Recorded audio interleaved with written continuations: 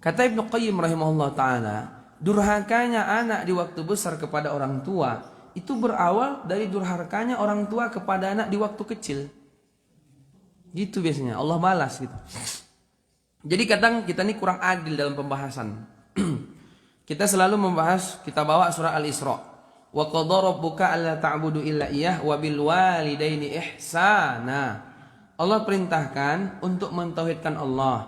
Itu pertama. Yang kedua, wa bil walidaini ihsana. Berbakti kepada orang tua dengan sebaik-baik bakti, kan begitu. Sehingga ulama menyimpulkan bahwa perintah yang mulia setelah mentauhidkan Allah ya berbakti ke orang tua.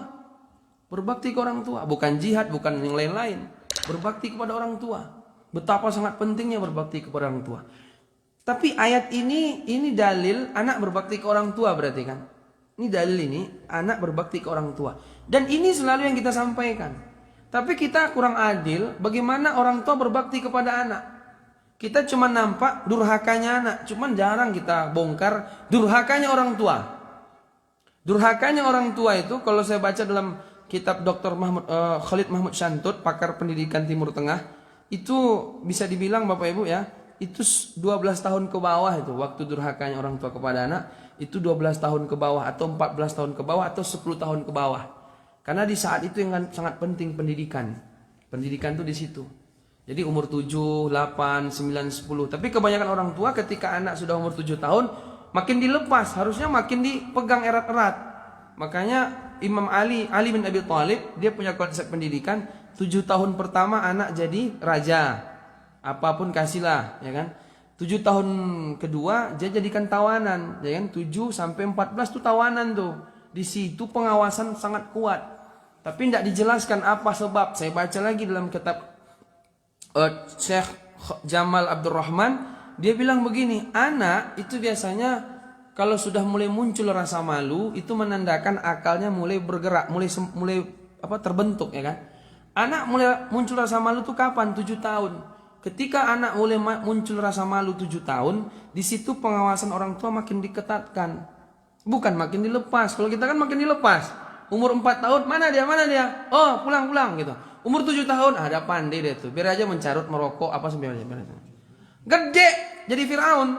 Itu masalahnya. Justru di situ tuh dididik, ini malah dilepas. Apa nak gimana ya? Ya kan?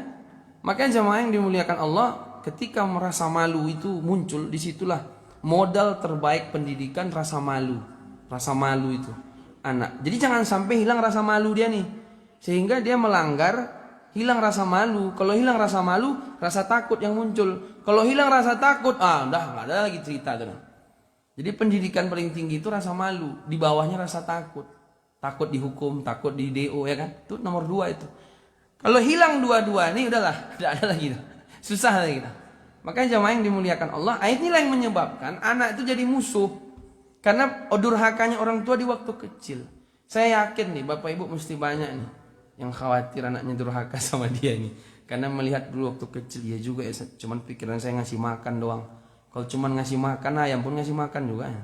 Nggak usah sekolah kita, nggak usah punya akal. Karena elang itu ditangkapnya ikan di laut, dibawa, nggak langsung dimakannya sendiri tuh Bu. Dibawanya ke sarangnya, disuap-suapkannya, dipotong-potongnya, dikasih ke anaknya. Itu siapa yang ngajarin dia tuh? Nggak S3 dia tuh, nggak ada tuh. Siapa yang ngajarin dia tuh? Ya Allah Subhanahu Wa Taala. Nah maka jemaah, ayat wahai orang beriman, jaga dirimu dan keluargamu dari api neraka. Ini dalil orang tua mendidik anak ini, ya kan? Dan orang tua berbakti kepada anak. Dan bakti orang tua kepada anak yaitu ngajari dia Islam, ngajari dia Quran dan Sunnah, tidak yang lain.